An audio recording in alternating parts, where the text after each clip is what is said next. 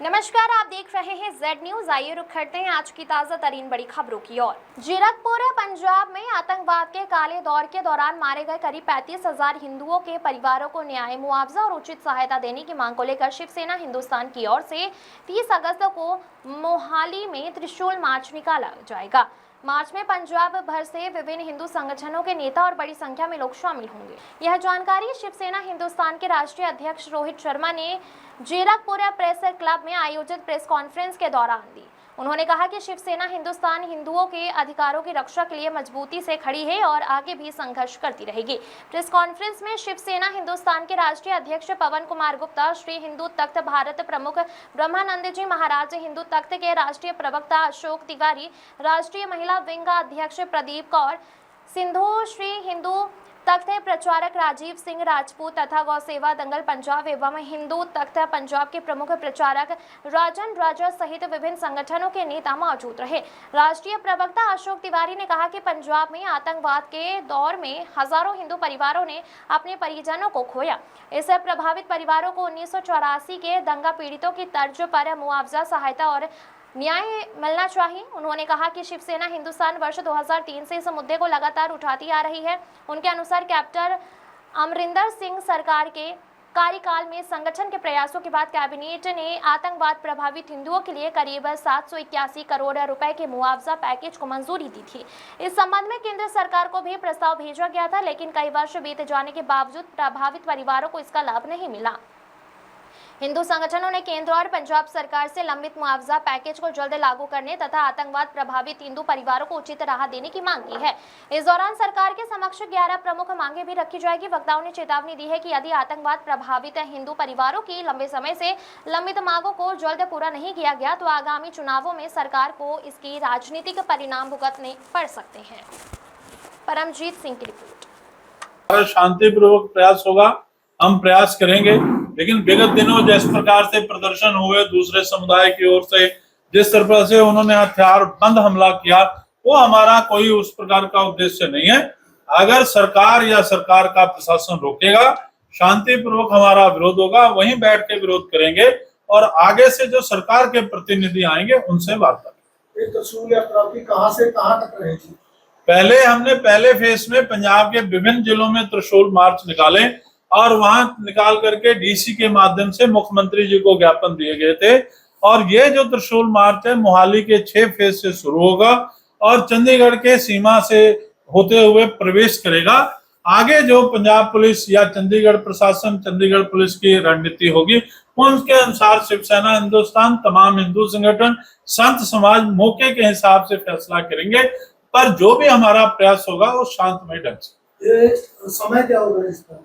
12 बजे दोपहर में सारे पंजाब से कार्यकर्ता इकट्ठे हो जाएंगे, तो 12:30 बजे के आसपास ये त्रिशूल मार्च संबोधन के बाद हमारे जो नेता होंगे, धार्मिक शख्सियतें होंगी, उनके संबोधन के बाद ये त्रिशूल मार्च चंडीगढ़ के लिए प्रवेश। ये पैदल यात्रा होगी या गाड़ियों में? पैदल लोग जाएंगे। मार्ग आपकी सच्ची है, आपका रूट जो है उस तरफ से निकलेगा जहां कौमी इंसाफ मोर्चा कैपिटल है। मेरे हिसाब से जहां हम लोग 6 फेस कर रहे हैं उसके पास से भी एक रूट है जो चंडीगढ़ के लिए प्रवेश किया जा सकता। कौमी इंसाफ मोर्चा वाला रूट कोई जरूरी नहीं है और हमारा उद्देश्य किसी प्रकार का टकराव नहीं है। हम किसी कौम विशेष के खिलाफ नहीं, हम अपनी कौम की बात, अपने समाज की बात शांतमय ढंग से, संवैधानिक ढंग से और संविधान में जो अधिकार है उसके माध्यम से रखना। तो आम आदमी पार्टी भी चुनाव में जाने वाली है पंजाब विधानसभा के, और जो केंद्र में बैठे हैं जिन्होंने 10 साल पहले और उसके बाद के कार्यकाल में हिंदुओं के दर्द को नहीं समझा, फिर हम विधानसभा के चुनाव में सामने से होंगे, क्योंकि हमारा जो राजनीतिक दल है हिंदुस्तान शक्ति सेना, वो भारतीय चुनाव आयोग से पंजीकृत गैर मान्यता प्राप्त राजनीतिक दल है। हम अपने उम्मीदवार इन्हीं विषयों के साथ उतारेंगे ताकि इन्हें हिंदू समाज का जवाब देना पड़ेगा। जो लोग पंजाब में पगड़ी बांध करके आ रहे हैं और वो जैसे हिंदुओं से छल कपट किया, वैसे वो पगड़ी बांधकर सिख भाइयों से भी छल कपट करना चाहते हैं। उन छल कपट के खिलाफ राजनीतिक मंच से भी लड़ाई लड़ी। बीच शिवसेना हिंदुस्तान के राष्ट्रीय अध्यक्ष श्री पवन कुमार गुप्ता जी, श्री हिंदू तख्त भारत के मुखी महामंडलेश्वर ब्रह्मानंद गिरी जी, समाज सेवी प्रदीप कौर जी, प्रदीप कौर सिद्धू जी, राजीव सिंह राजपूत जी, सिंधु तक दो, रोहित शर्मा जी, RSSB के पंजाब और चंडीगढ़ प्रधान, राजन जी, गौ सेवा समिति। मैं आपका अपना अशोक तिवारी, राष्ट्रीय प्रवक्ता श्री हिंदू तक। आज जो प्रेस वार्ता रखी गई है उसका उद्देश्य और उसका लक्ष्य जो है, आतंकवाद के दौरान मारे गए 35,000 जो हिंदू थे उनको न्याय दिलाने के लिए एक त्रिशूल मार्च निकाला जा रहा है। अब निवेदन करना चाहता हूं गुप्ता जी से कि इसको विस्तार में सारी बात मीडिया को आप बताएं। आप सभी पत्रकार भाइयों का बहुत धन्यवाद। आज जो पत्रकार वार्ता हम कर रहे हैं उसका मुख्य उद्देश्य है कि 2003 से शिवसेना हिंदुस्तान पंजाब में लगातार 35,000 आतंकवाद पीड़ित हिंदुओं के विषय पर उन्हें न्याय दिलाने के लिए, उनको मुआवजा दिलाने के लिए, जिस तरह 1984 के दंगा पीड़ितों को हर प्रकार की सुविधा, हर प्रकार का इंसाफ और सुविधाएं सरकार ने दी, उसी की तर्ज पे हमने ये मांग उठाई थी जो 2005 और 6 में कैप्टन अमरिंदर सिंह की सरकार ने शिवसेना हिंदुस्तान के धर्म युद्ध मोर्चे के सफलता के कारण उन्होंने माना कि 35,000 आतंकवाद पीड़ित हिंदुओं को भी 1984 के दंगा पीड़ितों की तरह मुआवजा, सहायता और न्याय मिलना चाहिए। और उन्होंने बेकायदा पंजाब सरकार के मंत्रिमंडल में पास किया कि हम इन्हें 781 करोड़ रुपए का मुआवजा देना चाहते हैं। उनकी मानसिकता रही है कि वो हिंदुओं के हित में कम सोचते रहे, तो उन्होंने भी वो माना तो सही कि 781 करोड़ रुपए हमने देना है और ये मुआवजे की रकम हमें केंद्र सरकार दे। केंद्र शिवसेना हिंदुस्तान ने दिल्ली जाकर के उनके निवास का घेराव किया और उस समय पीएमओ के मिनिस्टर पृथ्वीराज चौहान ने बकायदा लिखित में पत्र दिया कि हम इन मांगों पर जो पंजाब सरकार ने हमें भेजा है हम विचार कर रहे हैं। तो हमें उम्मीद थी कि अब इनकी सरकार आई है तो ये देंगे, लेकिन उन्होंने अपने चुनाव मैनिफेस्टो में तो लिखा पर उन्होंने कभी भी दिया नहीं। जो 10 साल का उनका कार्यकाल रहा प्रदेश सरकार का, गठबंधन की सरकार का, उन्होंने किसी भी मंत्रिमंडल की बैठक में अपने ही मैनिफेस्टो को लागू कराने के लिए कोशिश नहीं की। उन्होंने कहा कि हमारा जो हिंदुओं के समाज के प्रति राजनीतिक गठबंधन है वो भारतीय जनता पार्टी से है। भारतीय जनता पार्टी जब भी मांग करेगी तो हम ये पैसा 781 करोड़ नहीं पवन जी, हम 1481 करोड़ रुपए भी रिलीज कर सकते हैं, लेकिन भारतीय जनता पार्टी इसे मांग तो करे किसी मंत्रिमंडल में। आप सभी जानते हो कि उन दिनों जो गठबंधन की सरकार थी, भाजपा ने बड़े जोर शोर से मलाईदार मंत्रिमंडल की तो मांग की, लेकिन 35,000 हिंदुओं के जख्मों पर मलहम लगाने वाले पैकेज की मांग नहीं की। तमाम मंत्रिमंडल, यहाँ के मोहम्मद सदीक जो कांग्रेस के MP है, इनके सहित सभी MPs को, सभी मंत्रियों को ज्ञापन दिया गया कि ये प्रस्ताव कानूनी रूप से केंद्र सरकार के पास विचाराधीन है, क्योंकि उस समय के मुख्यमंत्री ने यह प्रस्ताव केंद्र सरकार को दे दिया था कि आप हमें पैसा दीजिए, हम पंजाब के 35,000 हिंदुओं को देना चाहते। यहां तक कि मैं पिछले राष्ट्रपति जी से भी मिला, उन्हें भी ज्ञापन दिया गया, जो राष्ट्रपति जी ने ज्ञापन जो है गृह मंत्रालय को और प्रधानमंत्री जी को सौंप दिया। लेकिन बड़ा आश्चर्य हुआ कि हिंदुओं की समर्थक पार्टी की सरकार केंद्र में हो, उन्होंने जो J&K में कश्मीर घाटी में लाखों करोड़ रुपए का पैकेज कश्मीरी उन लोगों को जो पाकिस्तान के इशारे पे खून की नदियां बहा रहे थे, अमन शांति को खतरे में डाल रहे थे, जो देश को तोड़ने की लड़ाई पाकिस्तान के इशारे पे लड़ रहे थे, उन्हें करोड़ों रुपए का पैकेज इसलिए दे दिया गया कि उन्हें हम राष्ट्रीय मुखधारा में लाना चाहते हैं।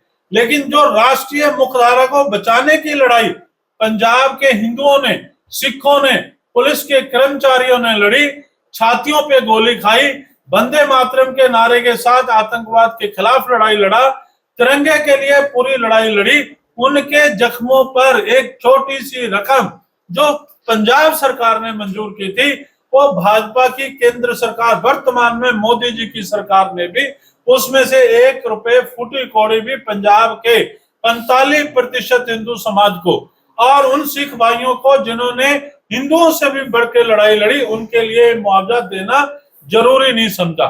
गुजरात भरूच जसुंबर प्रकट ब्रह्म स्वरूप परम पूज्य हरिप्रसाद स्वामी जी के स्मृति दिवस के अवसर पर 26 अगस्त को जसुंबर विभाग के अक्षर प्रदेश अंतर्गत 221 अम्बरीश परिवारों का विशाल शिविर जंत्राण स्थित विद्या कुंज विद्यालय में आयोजित किया गया। शिविर में हरिदाम सोखड़ा से वरिष्ठ संत पूज्य त्याग वल्लभ स्वामी जी विशेष रूप से उपस्थित रहे। उनके साथ प्रादेशिक संत पूज्य श्रीजी वल्लभ स्वामी जी, प्रादेशिक प्रमुख दीनू दादा, किरण भाई मकवाणा, गुरु भाई सहित अनेक अग्रणी उपस्थित रहे।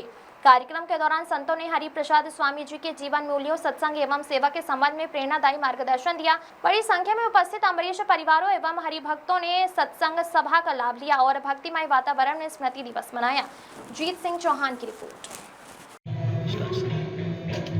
सजान स्वामी महाराज की जय, हरिप्रसाद स्वामी महाराज की जय, प्रेम स्वरूप स्वामी महाराज की जय, आत्मीय समाज की जय, शिक्षापत्री द्विशताब्दी महोत्सव की जय जय जय। श्रावण मासना पवित्र दिवसों जंबूसर विभागना गुरु हरिप्रसाद स्वामीजी महाराजे जेमने दीक्षा आपी है एवा गृहस्थ अम्बरीश भक्तो અને તેમના ઋષિપત્નીઓ એવા ભક્તોની સભાનું આજે અહીંયા ત્રણ મુકામે આયોજન કરવામાં આવ્યું છે। આ વર્ષ ભગવાન શ્રી સ્વામિનારાયણે જે શિક્ષાપત્રી ગ્રંથ આપ્યો, વડતાલ ધામમાં રહીને જે શિક્ષાપત્રી લખી, એ શિક્ષાપત્રી લખાયાના 200 વર્ષ પૂર્ણ થાય છે, એનું આ વર્ષ છે। ત્યારે શિક્ષાપત્રી દ્વિશતાબ્દી મહોત્સવ વર્ષની ઉજવણી નિમિત્તે પ્રગટ ગુરુ હરિ પ્રેમ સ્વરૂપ સ્વામીજી મહારાજનો આદેશ છે કે શિક્ષાપત્રીમાં ભગવાન શ્રી સ્વામિનારાયણે સદ્ધર્મ અને સદ્વિદ્યા પ્રવર્તનની આજ્ઞા કરી છે। ત્યારે જે વિશેષ આનંદની વાત છે, ત્યાં શાળા સંકુલ એક વિદ્યાતીર્થ છે અને ત્યાં આવા જીવન તીર્થો સમાન ભક્તોનું નાનું એક સ્નેહ મિલન અને સત્સંગનો કાર્યક્રમ યોજાઈ રહ્યો છે। એ શિક્ષાપત્રી દ્વિશતાબ્દી મહોત્સવ નિમિત્તે ગુરુ હરિ સ્વામીશ્રીનો એ સંકલ્પ છે કે શિક્ષાપત્રીના આદેશ અનુસાર ગામો ગામ ઘરો ઘર સુધી શિક્ષાપત્રીનો સંદેશ વ્યાપક બને। શિક્ષાપત્રીમાં આપણે જોઈએ તો એવી અદ્ભુત આચાર સંહિતા છે, જેના માટે આપણા પ્રથમ ગૃહપ્રધાન સરદાર વલ્લભભાઈ પટેલે એવું કહ્યું કે આ દેશ આઝાદ તો થયો, પણ આઝાદી પછી આ દેશના તમામ નાગરિકો જો આ શિક્ષાપત્રીનું પાલન કરે તો સરકારને કાયદો અને વ્યવસ્થાની જાળવણી માટે પોલીસ ફોર્સ કે બીજા કોઈ પણ કાર્યક્રમની જરૂર ના પડે। એ શિક્ષાપત્રીની અંદર લગભગ આપણા જે કાયદાની કલમો છે એમાં એમ કહેવાય છે કે લગભગ 400+ કાયદાની કલમોનો એમાં સમાવેશ થઈ જાય છે। ભગવાન શ્રી સ્વામિનારાયણ એવા વિઝનરી બ્રહ્મ પુરુષોત્તમ નારાયણ પ્રભુ આ ધરતી પર આવ્યા અને એમને જે શિક્ષાપત્રી આપી એ સર્વે શાસ્ત્રના દોહન જેવી આપી અને એમાં ગ્રહસ્થ ભક્તોના નિયમો આપ્યા, ત્યાગી સંતોના નિયમો આપ્યા, અનેક પ્રકારે સંપ્રદાયના બંધારણ માટે આચાર્ય કુળના નિયમો આપ્યા, એવી રીતે અદ્ભુત નિયમો આપ્યા છે। એટલે ગુરુ હરિ સ્વામીશ્રી કહે છે કે જીવનમાં ભગવાનના પવિત્ર સંતની આજ્ઞા મુજબ જીવીએ અને શિક્ષાપત્રી પ્રમાણે જીવનનો વ્યવહાર કરીએ તો જીવનમાં કોઈ મુશ્કેલી આવે નહીં।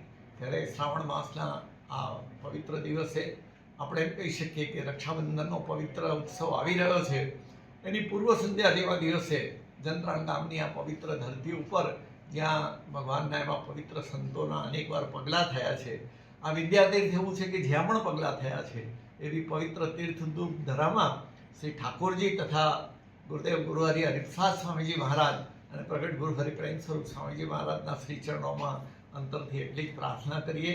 વર્તમાન સમય ખૂબ જ મુશ્કેલીવાળો સમય છે કે જ્યાં શિક્ષાપત્રીના આદેશોના પાલનની ખૂબ જ જરૂર છે। ઘર પરિવારમાં ફેમિલી વોર્મિંગ છે તો બહારના વાતાવરણમાં ગ્લોબલ વોર્મિંગ છે।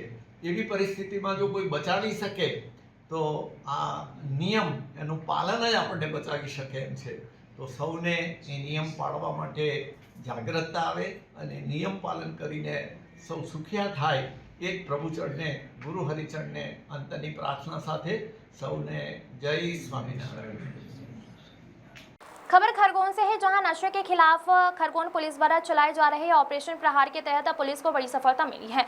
कोतवाली पुलिस ने एमडी ड्रग्स की तस्करी के मामले में 3 आरोपियों को गिरफ्तार कर उनके कब्जे से 70 ग्राम एमडी ड्रग्स, इलेक्ट्रॉनिक तौल काटा और तस्करी में प्रयुक्त मारुति सुजुकी फ्रॉक्स कार जब्त की है। पुलिस के अनुसार जब्त की गई 70 ग्राम एमडी ड्रग्स की अनुमानित कीमत करीब 7 लाख रुपए है, जबकि परिवहन में इस्तेमाल की जा रही कार की कीमत भी करीब 7 लाख रुपए बताई गई है। इसी तरह पुलिस ने करीब 14 लाख रुपए का मशरूका जब्त किया है।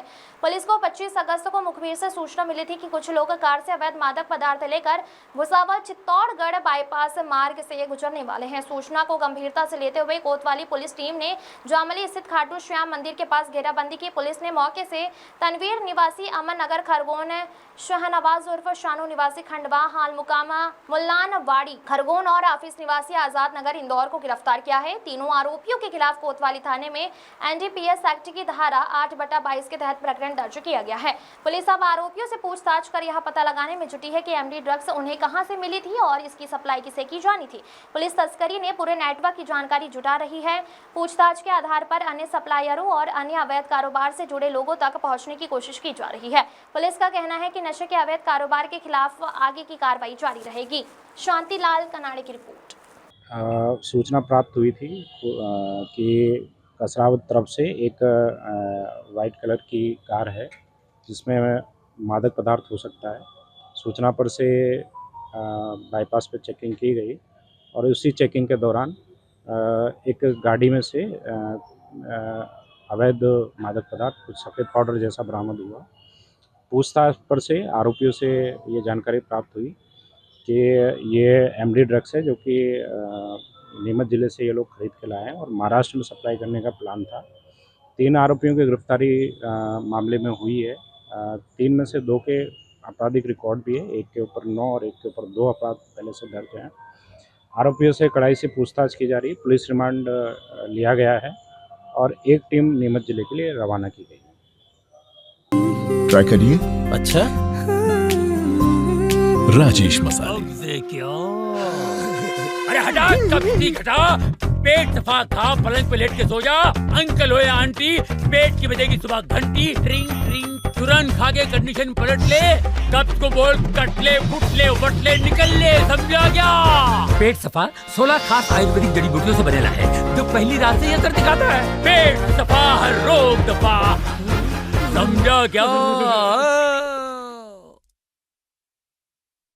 हौसले बुलंद हो तो तूफान भी रास्ता बदल लेते हैं। इस कहावत को कालपी के जाबाज युवाओं ने सच साबित कर दिखाया है। ईद मिलाद उन नबी के मुबारक मौके पर शहर में उस वक्त हड़कंप मच गया जब 26 अगस्त की सुबह आई आंधी और मूसलाधार बारिश ने महीनों की मेहनत से बने भव्य थर्माकोल गेट को तिनके की तरह उखाड़ फेंका। सबको लगा कि इस बार खुशियों का मजा किरकिरा हो जाएगा, लेकिन रजा-ए-मुस्तफा कमेटी की युवाओं ने हार मानना सीखा ही नहीं था। हम भी कालपी के कारीगर हैं। रातों रात बदला मंजर, जैसे ही बारिश थमी युवाओं का खून खौल उठा। काली सईद अंसारी के नेतृत्व में युवाओं की फौज मैदान में उतरी। मुस्लिम शेख जाहिद आलिम कमाल और उनकी पूरी टीम ने नींद और थकान को किनारे किया और रातों रात मोर्चा संभाल लिया। नई थर्माकोल शीटें आई, कटर चले, गोंद लगी और कारीगर का वो जादू चला कि सुबह होते होते उसी जगह पर एक ऐसा आलीशान गेट खड़ा था जिसे देखकर हर कोई दंग रह गया। फूलों की बारिश और सामान की बौछार, जुलूस मोहम्मदी का जश्न खत्म होते ही समाज सेवी हाफिज कुरैशी एडवोकेट की अगुवाई में एक जानदार महफिल सजी। आंधी को मात देने वाले इन सुपर हीरोज का ढोल नगाड़ों और फूल मालाओं के साथ जोरदार स्वागत किया गया। जब आसिफ कुरैशी और मंच पर मौजूद दिग्गजों ने कारीगरों को आकर्षक तोहफे दिए तो पूरा कालपी तालियों की गड़गड़ाहट से गूंज उठा। सचमुच बारिश ने गेट तोड़ा था, लेकिन युवाओं के जज्बे ने पूरे शहर का दिल जीत लिया। Bureau report. हरिपुर स्थित सेंट जेवियर इंटरनेशनल स्कूल में रक्षाबंधन का पर्व हर्षोल्लास, उमंग और भाई बहन के पवित्र प्रेम की भावना के साथ मनाया गया।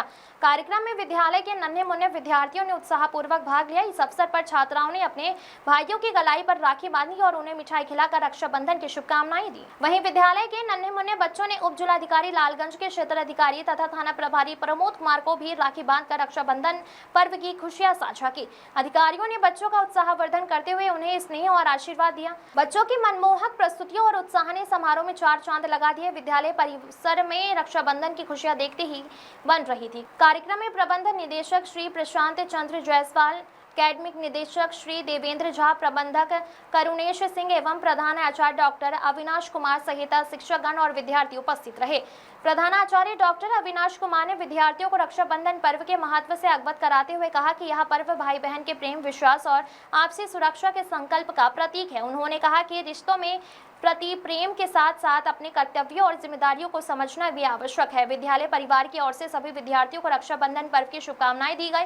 कार्यक्रम का समापन सौहार्दपूर्ण एवं हर्षोल्लासपूर्ण वातावरण में हुआ। अंकुश श्रीवास्तव की रिपोर्ट।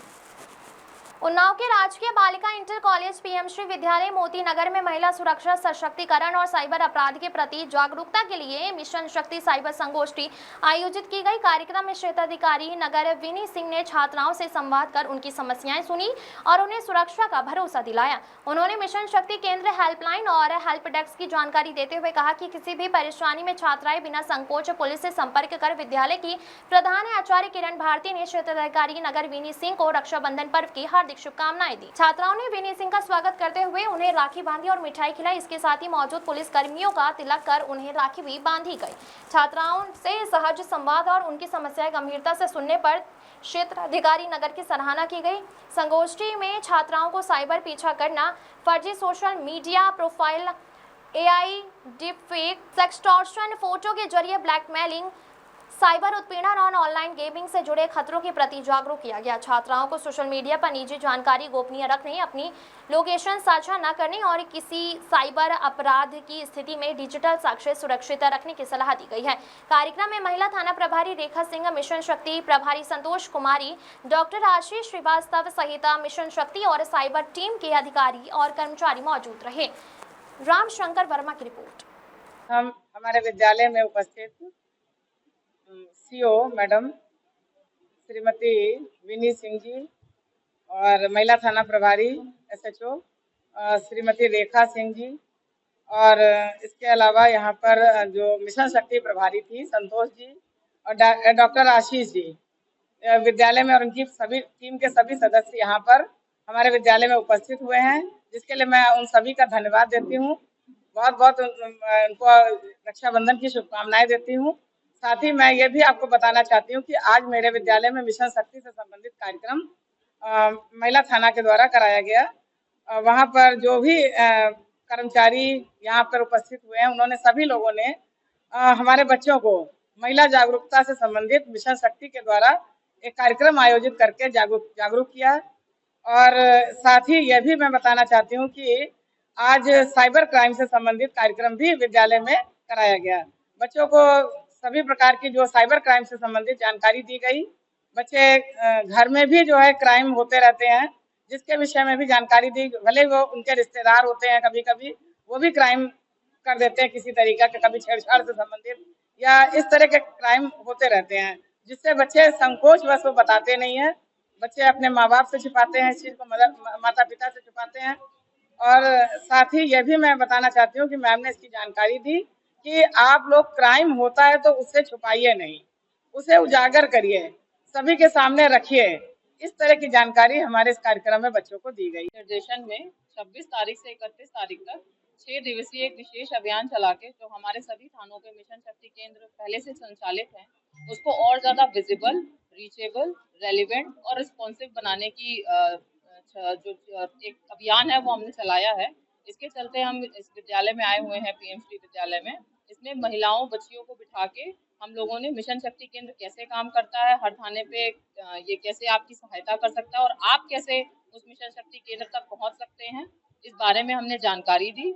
और इस सेशन में साइबर जागरूकता का भी हम लोगों ने एक छोटा सा वर्कशॉप रखा था, जिसमें चूंकि बच्चियां हैं, जेन अल्फा के यहाँ लोग मौजूद हैं, तो ज़्यादा से ज़्यादा सोशल मीडिया प्लेटफॉर्म पे रहते हैं। उस माध्यम से उनके साथ साइबर क्राइम्स भी बहुत ज़्यादा बढ़ रहे हैं, तो उनको साइबर जागरूकता की भी बहुत ज़्यादा ज़रूरत है। तो उसको मद्देनजर रखते हुए ये भी कार्रवाई की गई है। और बाकी बच्चियों से 1-to-1 सेशंस भी रखा, जो वो अपने मन में उनकी कोई भी क्वेश्चंस हैं, कुछ भी परेशानी है तो वो हमसे पूछ सकती हैं, तो वो सेशन भी रखा गया जो बहुत फ्रूटफुल है।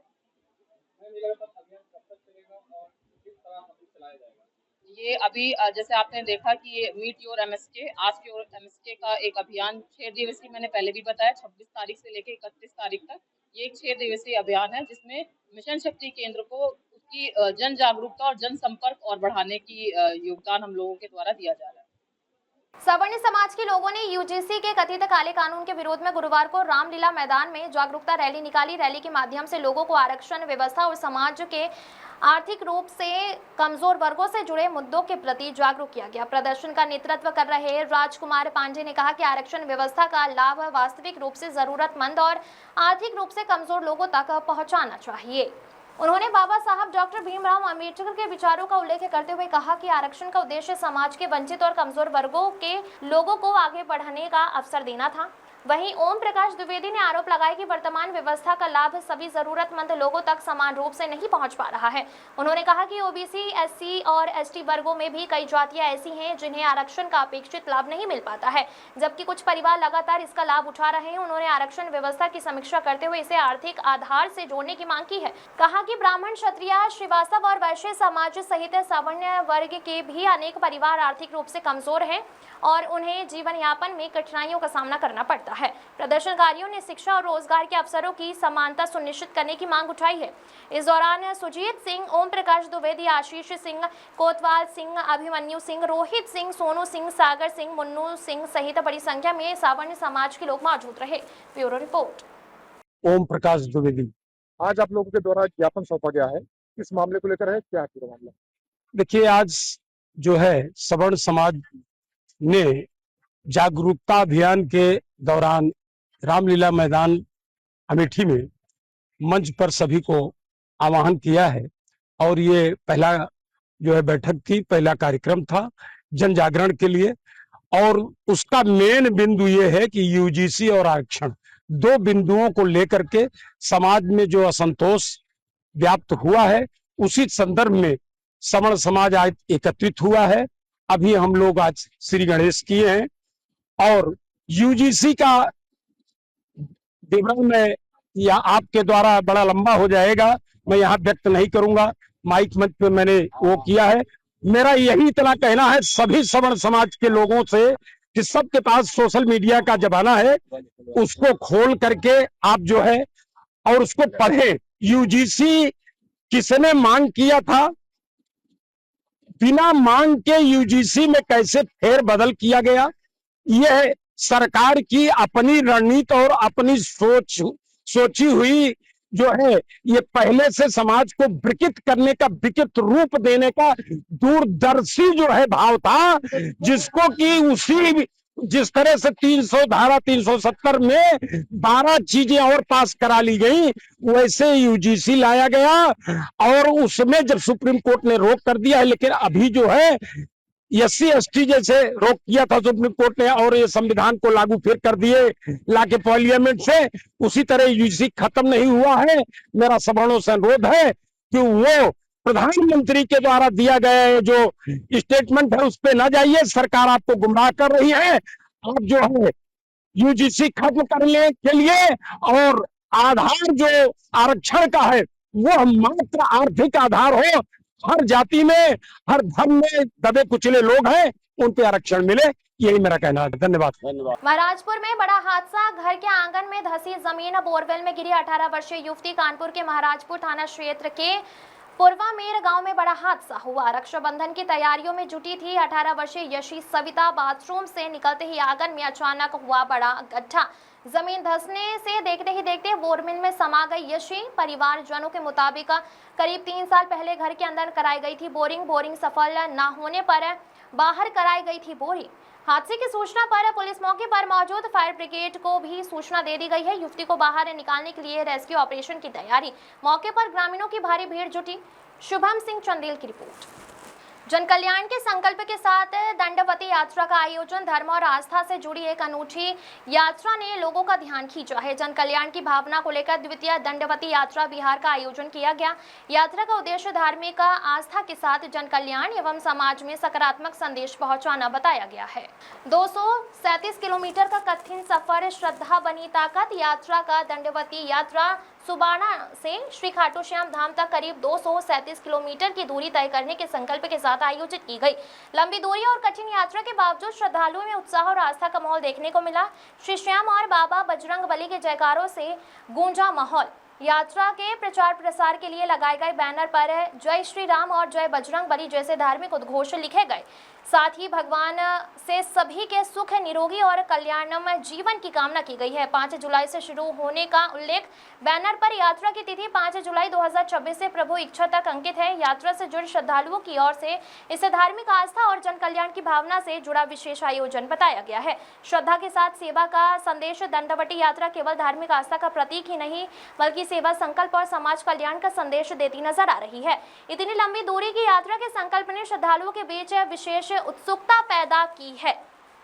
अमित कुमार यादव की रिपोर्ट। आज के लेकर के मैं सभी श्याम प्रेमियों को पहले जय श्री श्याम, नारनौल प्रशासन का पूर्ण धन्यवाद। ये यात्रा है 5 जुलाई से गांव सुबाना जिला झज्जर से चली है और बाबा श्याम की इच्छा से उड़िया जयपुर होते माता बड़ी मासर होते और बाबा श्याम कितना दिन का टारगेट है अभी? टारगेट कोई नहीं है, जो बाबा की इच्छा होगी। तो ये जो यात्रा है ये पहली यात्रा है, इससे पहले भी इनका? पहले 2023 में 30 अगस्त को उन्होंने शुरू की थी और 67 दिन में वो यात्रा पूरी। आज के जो युवा हैं कहीं ना कहीं ये नशे से भटक जाते हैं, क्या मैसेज देना चाहेंगे? नहीं, वो तो अपना भाई पढ़ाई लिखाई का वो रखो और परमात्मा का हमारा सनातनी है, सनातन धर्म की तरफ ध्यान। जी जी।